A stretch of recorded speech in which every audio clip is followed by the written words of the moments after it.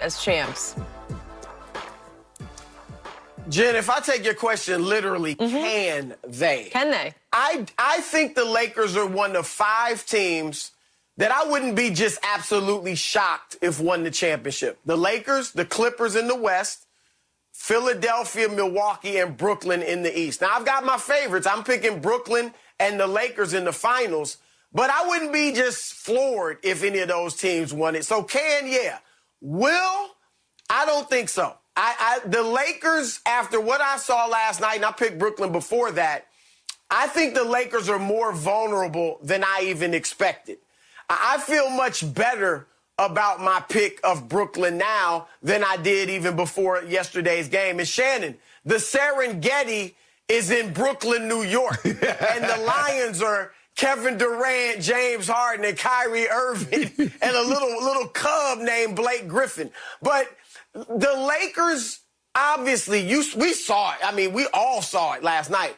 LeBron is not, at this moment, even close to 100% physically.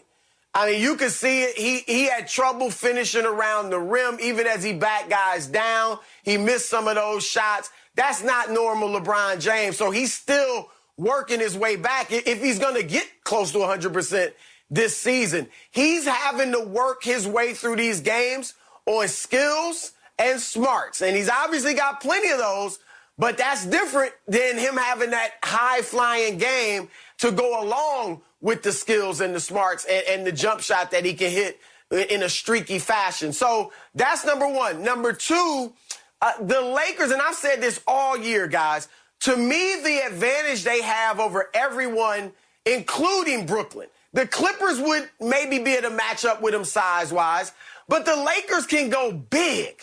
Andre Drummond, 7 feet. Anthony Davis, about 7 feet. LeBron James, 6'9". And last night, even when they went big, they played small. The first half, I spent the whole first half yelling at my television set saying, play big. You're shooting too many threes. Go inside.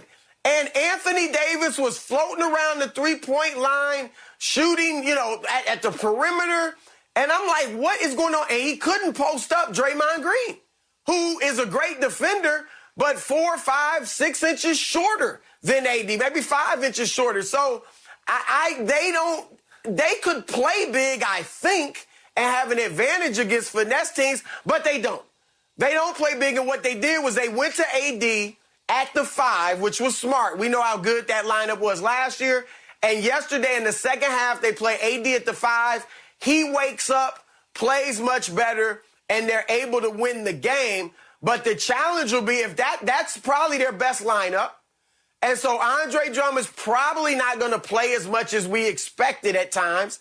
And if they try to go against Brooklyn with AD at the 5, like last night they played small. They went small to match up against Golden State. And they fortunately won. They won't be able to do that against Brooklyn because Brooklyn's got 3 guys that can do what Steph did last night.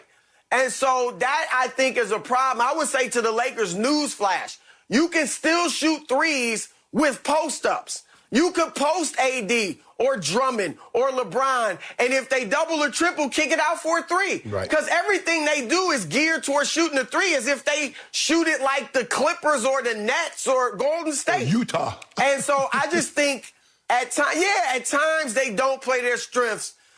So I think Brooklyn will get them if the Lakers survive the West and Brooklyn survives the East. But I think moving forward, Chris, most of the teams that they're going to see in the Western Conference play a more conventional lineup. You see Rudy Gobert is going to be in the ballgame. Yoke is going to be in the ballgame. DeAndre Ayton is going to be in the ballgame. And even if you go to the Eastern Conference, most of those guys have a big. Skip, they had last night, you see Drummond, he's trying to guard Toscano Anderson. I'm like, what the hell you got? Vogues. You can't have that. They got Draymond as their biggest player on the court, and they got Drummond in the ball game. AD is guarding Draymond, and Drummond is trying to guard a little 3 on the perimeter. I'm like, what is this? But the difference in the ball game is when they got Dennis Schroeder butt out of there. Dennis Schroeder is trying to play for a contract. He's picked the wrong time to try to show everybody, oh, I'm still legit. I deserve a max contract. And you saw what happened, Chris? He tried to go 1-on-5, Frankie V called timeout, got his butt out the ball game, got Caruso back in the ball game. You might be talking about playoff Caruso because you see what he done. The Caruso. I think he's your new. The Caruso. He's your closer. Don't do that, Skip. Well, he is. You see what he's talking about, Chris? He closed last night. They put him in the ball game, and it was.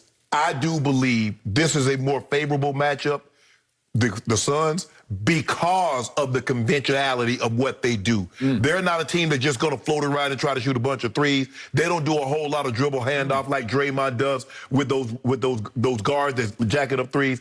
I like what I saw. But when it all needs to meet the role, what can they do? What are we number one in the NBA at, Skip? Defense! And when we needed to lock it down, what we do? Locked it down. So if the rubber needs to meet the road against the Suns, against the Clippers, against Utah, against Denver, or if we go over there and see those three-headed monster at the Brooklyn, got something for them too.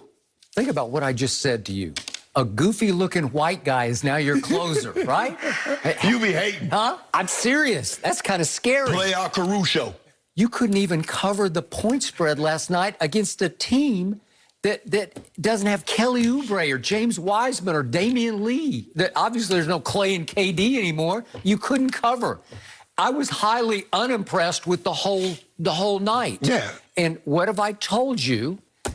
Your guy, the big penguin, a.k.a. Kareem Abdul-Drummond, Andre the Giant, he does not fit. What happened in the first half?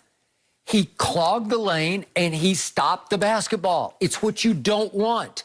They were much freer and more open. You got AD camped more down where you need him to camp when you got the big penguin out of the way. Skip, but that great game that AD had against Phoenix, the 42, 12, 5, 3, and 3, the big penguin was on the court. He was there occasionally, but he was not much of a factor. He dominated Ayton. Ayton took 6 shots in that game, right? What we do. Scored 6 points. And who had him? The Penguin had him. I don't think the Penguin had him. I think AD had him more than the Penguin. Locked him up. So, look, Chris, real quick, I need to get your pick of this next series. What, do you give Phoenix, what, 2 games? I don't see any way Phoenix can beat the Lakers. I'll give them 2. Yeah, 6 games. I'm going to give them 1. I'd be shocked if it went past 6 games. Okay, they got a break here because this is a great matchup for them. Steph wasn't a great matchup if he could get loose and make 6 threes, and he did, and he kept it close. And he was also getting loose on Schroeder, your new target on your team. They don't do target, you know. Target, and he was getting loose on him and just making all kinds of little whipped cream swirling dervish shots at the rim. So the point is, this is a great matchup because LeBron has played 260 playoff games. That's almost 40 more than the entire Phoenix roster. They had a great year. They overachieved.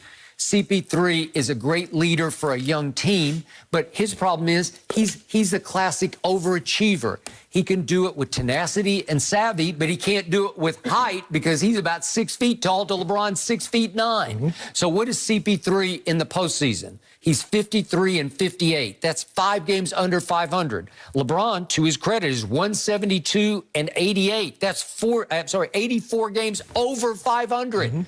This is a mismatch. And we saw the mismatch when Phoenix came just, 10 days ago, it seems like, to Staples, and they were fighting for the top seed in the West. And what did they do? We beat the brakes off them. They stunk it up. You guys beat them with no LeBron and no Schroeder. To your point, Schroeder should have stayed out, right? Yeah. Right? Okay. But let me ask you a question, Chris. Do you believe, because last night in the first half, AD, Schroeder, and LeBron was 428. Do you believe they'll play that bad again in any half the remainder of the playoffs, no matter how far they go? I do not. I do not believe they'll go 4 for 28 in a half.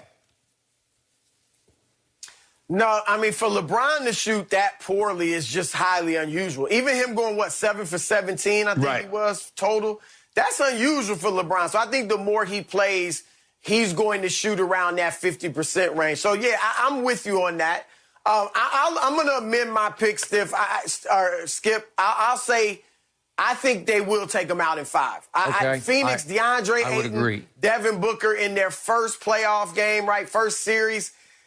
they're going to be shell shocked. So Yeah. I got the Lakers in 5.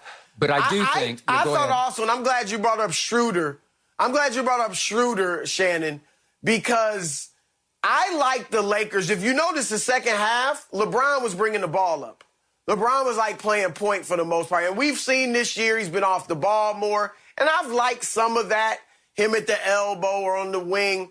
But when he's at the point, he can control the tempo of the game. And I think that's big.